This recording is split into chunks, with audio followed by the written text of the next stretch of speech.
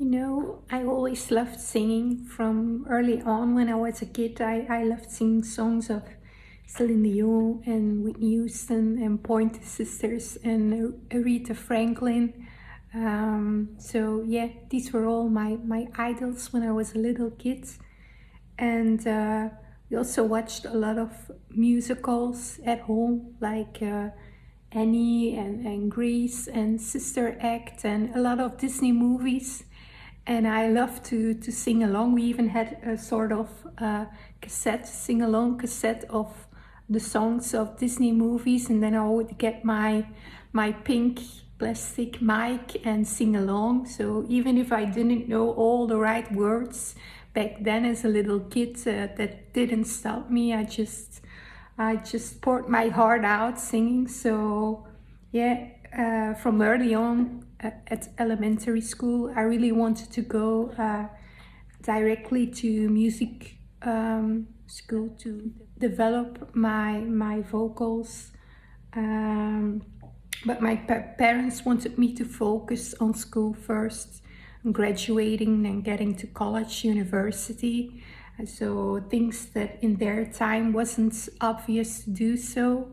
And I think for some of us still isn't obvious.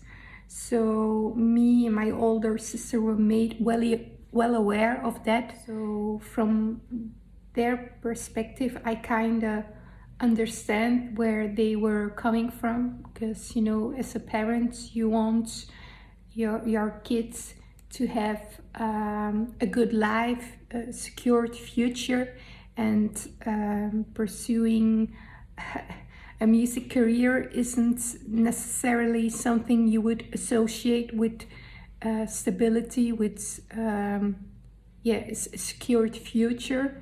So yeah, for my parents, they saw music more as something of a leisure, something unstable, unsure, more for the people with the big pockets, but not for normal, ordinary people like you and me. And I also think the fact that nobody in my family was involved in music or doing something in music had as a consequence that they didn't understand why I, in contrary to them, was so invested in this.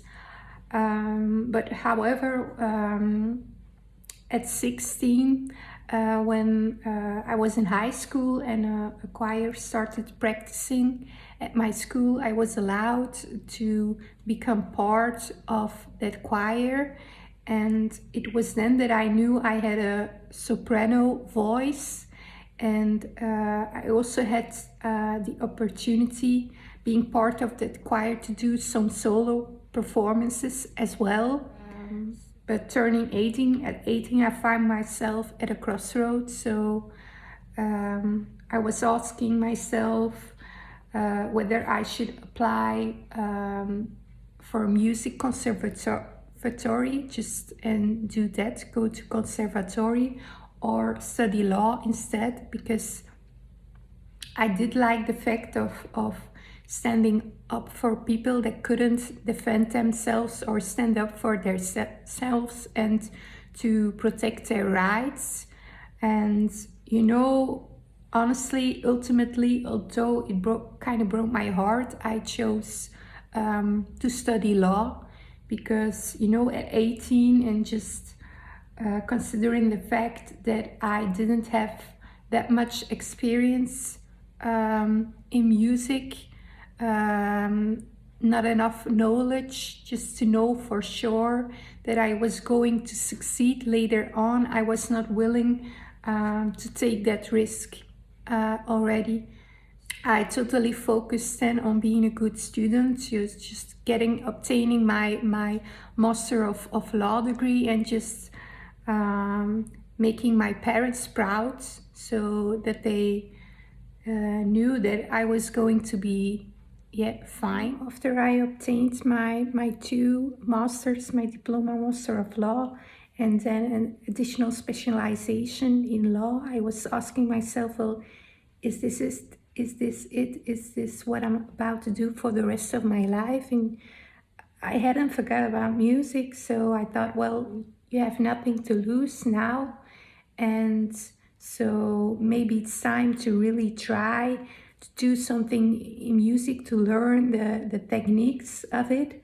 And so as soon as I signed my very first contract, started working, I immediately subscribed myself at Music Academy, where I took violin, solfège and jamming. And at the same time, I subscribed myself at another music academy where I took private vocal lessons. So I think it's never too late to learn and try something new, something you love.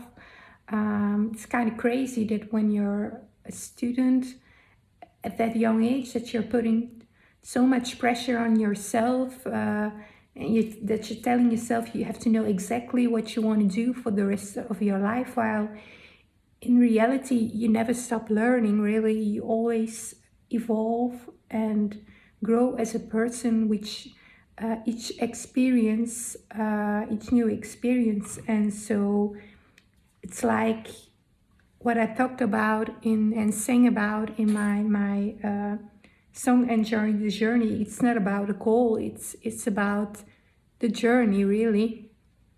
So yeah, don't put too much pressure on yourself. But I have to admit, the combination of the two music academies and then a full-time work was quite challenging. So I knew at a certain point I had to choose. And so after 3 years of violin, jamming, solfège, and those private vocal lessons, I felt, I had to choose. And so I continued on taking those private vocal lessons. And I did that in total for more than 10 years. I think it was about 12 years in total. And yeah, thinking back about my decision at 18 years old, I don't think there was any right or wrong choice there. Because like I told you, with each experience, you learn something new. And yeah, the experience I had and the decisions I made led to the music that there is now. So maybe I could or I would have started earlier in music, but at the same time, I'm kind of happy to where I stand now. So I started releasing music just in 2023, in a certain point of my life where I have a better knowledge of myself and emotional and professional stability. And to me, that's something important. But I think there's not just one way to reach success or become an artist, and it's about following your own journey and finding out what fits best for you, really. So if you ask me, and music is not about the glitter or the glamour, or at least it shouldn't be. It's about passion.